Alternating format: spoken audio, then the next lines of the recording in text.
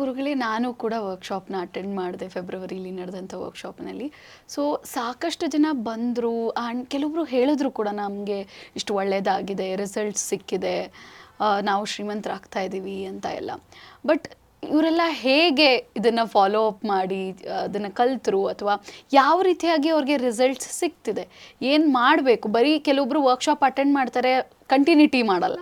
But ಯಾವುದಕ್ಕೆ ಜನ stick on ಆಗಬೇಕು, ಯಾವ ರೀತಿಯಾಗಿ ಅವರು ಅದನ್ನು ಫಾಲೋ ಮಾಡಿದ್ರೆ ಒಂದು ರಿಸಲ್ಟ್ ಸಿಗುತ್ತೆ, ಅದ್ರ ಬಗ್ಗೆ ತಿಳಿಸ್ಕೊಡಿ.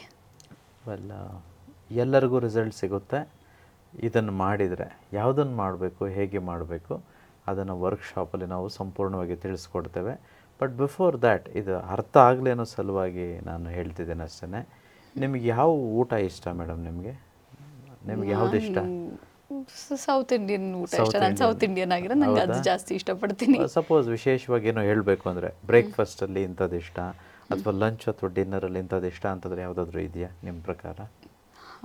ಲೈಕ್ ಇಡ್ಲಿ ದೋಸೆ ಇಷ್ಟ, ಬೆಳಗ್ಗೆ ವಡೆ ಜೊತೆಗೆ ತುಂಬ ಇಷ್ಟ ಆಗುತ್ತೆ. ಓಕೆ.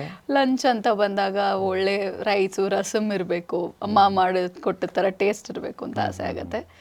ಡಿನ್ನರ್ ಅಂತ ಬಂದಾಗ ಏನಾದ್ರು ಸ್ವಲ್ಪ ಲೈಟಾಗಿ ಮನೇಲಿ ಏನು ಮಾಡ್ಕೊಡ್ತಾರೋ ದಟ್ ಈಸ್ ಫೈನ್. ಏನು ಪರ್ಟಿಕ್ಯುಲರ್ ಆಗಿ ಇಂಥದ್ದೇ ತಿನ್ಬೇಕಂತಿಲ್ಲ, ಬಿಕಾಸ್ ಊಟ ಅಷ್ಟು ಚೆನ್ನಾಗಿದೆ ಇಂಡಿಯನ್ಸ್ ಆಗಿರೋದ್ರಿಂದ ನಾವು. ಓಕೆ. ಮೇಡಮ್ ಹೇಳಿದ್ರು, ಹಲವಾರು ಹೇಳಿದ್ರು, ವಡೆ ಹೇಳಿದ್ರು, ದೋಸೆ ಹೇಳಿದ್ರು, ಆಮೇಲೆ ಮನೆಯಲ್ಲಿ ಮಾಡಿರ್ತಕ್ಕಂಥ ರಸಮ್ ಆಗ್ಬೋದು, ರೈಸ್ ಆಗ್ಬೋದು, ಈ ರೀತಿ ಎಲ್ಲ ಹೇಳಿದ್ರು. ಕೆಲವರಿಗೆ ಏನೋ ಬಿರಿಯಾನಿ ಇರ್ಬೋದು, ಇನ್ನು ಕೆಲವ್ರಿಗೆ ಇನ್ನೂ ಬೇರೆ ಏನೋ ಐಟಮ್ಸ್ ಇರ್ಬೋದು.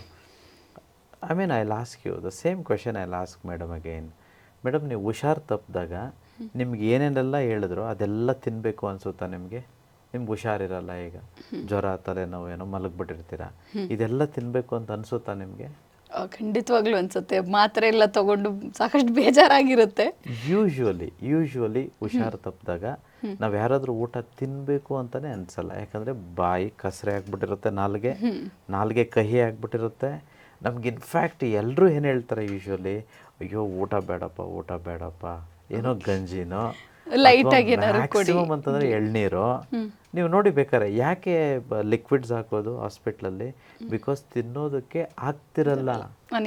ಸೊ ಆಲ್ರೆಡಿ ಬಾಡಿ ಏನು ಮಾಡುತ್ತೆ ಗೊತ್ತಾ? ಯೂಶ್ವಲಿ ಯೂನಿವರ್ಸ್ ಏನು ಮಾಡುತ್ತೆ ಅಂತಂದರೆ ರಿಪೇರ್ ಮಾಡೋದಕ್ಕೆ ಈ ಬಾಡಿನ ಕೆಲವು ಇಂಟೇಕ್ನ ತೆಗೆದುಕೊಳ್ಳದೆ ಇರೋ ಹಂಗೆ ಮಾಡಿಬಿಡುತ್ತೆ.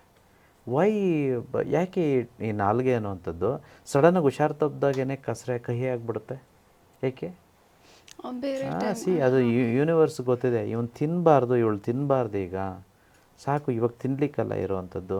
ಇನ್ಫ್ಯಾಕ್ಟ್ ನೋಡಿ, ಯಾರಾದರೂ ಹುಷಾರು ತಪ್ಪೋಗಿ ಹಾಸ್ಪಿಟ್ಲಲ್ಲಿ ಅಡ್ಮಿಟ್ ಆಗಿದರೆ ನಾವುಗಳು ಅವ್ರಿಗಿಷ್ಟ ಇದೆ ಅಂತಂತೇಳಿ, ಅವರು ಮೊದಲು ಹುಷಾರಿದ್ದಾಗ ಚೆನ್ನಾಗಿ ಬಿರಿಯಾನಿ ತಿಂತಿದ್ರು ಅಂದ್ಕೊಳ್ಳೋಣ, ಯಾರಾದರೂ ಬಿರಿಯಾನಿ ತೆಗೆದುಕೊಂಡು ಹೋಗ್ತಾರಾ? ಏನು ತೆಗೆದುಕೊಂಡು ಹೋಗ್ತಾರೆ? ಆ ಥರ ಕರೆಕ್ಟ್ ಅಲ್ವಾ? ಏಕೆ? ಅಷ್ಟೇ ತೆಗೆದುಕೊಳ್ಳೋದಾಗ light food, because you are sick. ನೀವು ಹುಷಾರಿಲ್ಲ, ನೀವೀಗ ಯು ಆರ್ ನಾಟ್ ನಾರ್ಮಲ್, ಕರೆಕ್ಟಾ? ಅದೇ ರೀತಿ ಹೇಗೆ ದೇಹಕ್ಕೆ ಹುಷಾರು ತಪ್ಪಿದಾಗ ಕೆಲವು ಪಥ್ಯಗಳಿರಬೇಕಾಗುತ್ತೆ, ಕೆಲವು ನಿಯಮಗಳು ಪಾಲನೆ ಮಾಡಬೇಕಾಗಿರುತ್ತೆ. ನಾವು ಹೇಗಿದ್ವೋ ಇದಕ್ಕಿಂತ ಮುಂಚಿತವಾಗಿ ಹಾಗೇ ಇರೋದಕ್ಕಾಗೋದಿಲ್ಲ. ವಿಶೇಷವಾಗಿ ಫೈನಾನ್ಸಲ್ಲೂ ನಾವು ಹುಷಾರು ತಪ್ಪಿದಾಗ, ಸಾಲಕ್ಕೆ ಹೋದಾಗ, ಫೈನಾನ್ಸಲ್ಲಿ ಜ್ವರ ಬಂದಾಗ, ಫೈನಾನ್ಸಲ್ಲಿ ಕಷ್ಟಗಳು ಬಂದಾಗ ಮತ್ತೆ ಪಥ್ಯ ಇದೆ, ಅದಕ್ಕೆ ನಿಯಮಗಳಿದೆ. ಹೇಗೆ ಜ್ವರ ತಪ್ಪಿದಾಗ ಹುಷಾರಾಗಿ ಅಮ್ಮ ನಮ್ಮನ್ನು ಹೊರಗಡೆ ತರ್ತಾರೋ, ಅಥವಾ ಡಾಕ್ಟ್ರು ಆಚೆ ಕಡೆ ನಮ್ಮನ್ನು ಮತ್ತೆ ಹೆಲ್ದಿ ಮಾಡ್ತಾರೋ, ಅದೇ ರೀತಿ ಕೆಲವು ಗೈಡೆನ್ಸ್ ತೆಗೆದುಕೊಳ್ಬೇಕು. ಸೊ ಅಲ್ಲಿ ಡಾಕ್ಟ್ರ್ ಇದ್ದರೆ ಇಲ್ಲಿ ಫೈನಾನ್ಸ್ಗೆ ಡಾಕ್ಟ್ರು ನಾವು ಅಂತ ಅಂದ್ಕೊಳ್ಳೋಣ, ಅನಂತ ವಿಶ್ವಾಚಾರ್ಯ ಅಂದ್ಕೊಳ್ಳೋಣ. ಸೊ ನಮಗೆ ಟ್ರೀಟ್ಮೆಂಟ್ ಗೊತ್ತಿದೆ, ಏನು ಮಾಡಬೇಕು ಇವರು, ಎಷ್ಟು ದಿನ ಏನು ತೆಗೆದುಕೊಳ್ಬೇಕು, ಹೇಗೆ ಬದುಕಬೇಕು, ಯಾವುದನ್ನೆಲ್ಲ ಬಿಡಬೇಕು, ಯಾವುದನ್ನೆಲ್ಲ ಶುರು ಮಾಡಬೇಕು, ಇದನ್ನೆಲ್ಲ ನಾವು ಹೇಳ್ಕೊಡ್ತೇವೆ ವರ್ಕ್ಶಾಪಲ್ಲಿ. ಆಗ ಅದನ್ನು ಫಾಲೋ ಮಾಡಿದವರೆಲ್ಲ ಅತಿ ಸುಲಭವಾಗಿ, ಅತಿ ಬೇಗ ಅವ್ರಿಗೇನು ಬೇಕೋ ಅದನ್ನೆಲ್ಲ ಪಡ್ಕೊಳ್ಳೋದಕ್ಕೆ ಸಾಧ್ಯ. ಯಾರೆಲ್ಲ ನೀವು ವರ್ಕ್ಶಾಪಲ್ಲಿ ನೋಡಿದ್ರೋ ನನ್ನ ಸಾಲ ತೀರ್ತು ಅಂತ ಹೇಳ್ಬೋದು, ನನಗಿಷ್ಟು ದುಡ್ಡು ಬಂತು, ಕೋರ್ಟ್ ಕೇಸ್ ಸಾಲ್ವ್ ಆಯಿತು, ಸಂಬಂಧಗಳಲ್ಲಿ ಚೆನ್ನಾಗಿದ್ದೀವಿ, ನನಗೆ ದೋಷ ಪರಿಹಾರ ಆಗಿ ಸಂತೋಷವಾಗಿದ್ದೀನಿ ಅಂತ ಹೇಳ್ತಾರೋ ಅವರೆಲ್ಲ ಡೆಫಿನೆಟ್ಲಿ ಇದನ್ನೆಲ್ಲ ಫಾಲೋ ಮಾಡಿರ್ತಾರೆ. ಇದೆಲ್ಲ ಫಾಲೋ ಮಾಡಿದವ್ರು ಖಂಡಿತವಾಗಿ ಒಳ್ಳೆಯದಾಗಿರುತ್ತೆ. ಸೊ ಎಷ್ಟು ಜನ ಬಿಸ್ನೆಸ್ ಮಾಡ್ತಿದ್ದಾರೆ ಗೊತ್ತಾ? I am proud about such people. In fact ಎಷ್ಟೋ ಜನ ಸಿಂಗಲ್ ಪೇರೆಂಟ್ಸ್ ಇದ್ದಾರೆ, ವಿಮೆನ್ನು, ಅವರು ಮಾಡ್ತಿದ್ದಾರೆ ನಂತರ ಹಂಚ್ಕೋತಾರೆ, ಅದಕ್ಕೋಸ್ಕರ ನನಗೆ ಗೊತ್ತಿದೆ.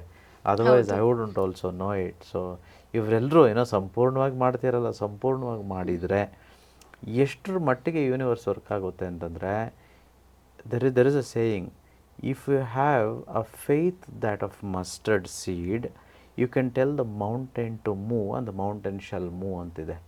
ನಿಮಗೆ ಸಾಸಿವೆ ಕಾಳಷ್ಟು ವಿಶ್ವಾಸ ಇದ್ದರೆ ನಿಮ್ಮ ಮೇಲೆ, ನೀವೇನು ಅಂದ್ಕೊಳ್ತೀರೋ ನಿಮ್ಮ ಆಲೋಚನೆಗಳ ಮೇಲೆ, ನೀವು ಹೇಳ್ಬೋದಂತೆ ಒಂದು ದೊಡ್ಡ ಬೆಟ್ಟಕ್ಕೆ ಅಥವಾ ಮರಕ್ಕೆ ಅಥವಾ ಜಾಗಕ್ಕೆ ಇಲ್ಲಿಂದ 100 ಅಡಿ ಆಚೆಗೆ ಹೋಗು ಅಂದರೆ ಬೆಟ್ಟ 100 ಅಡಿ ಹೋಗುತ್ತಂತೆ.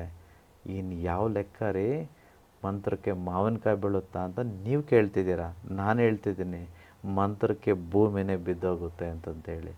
So you must be mindful of it. Every word, ಪ್ರತಿಯೊಂದು ವಾಕ್ಯ ನೀವು ಹೊರಗಡೆ ಬರುತ್ತಲ್ಲ, ಅದು ನಿಮ್ಮನ್ನು ಮಾಡ್ತಿದೆ, ಇಟ್ ಈಸ್ ನಿಮ್ಮನ್ನು ರೂಪಿಸ್ತಿದೆ. ಹಾಗಾಗಿ you should be mindful of what you say, what you think and what you do.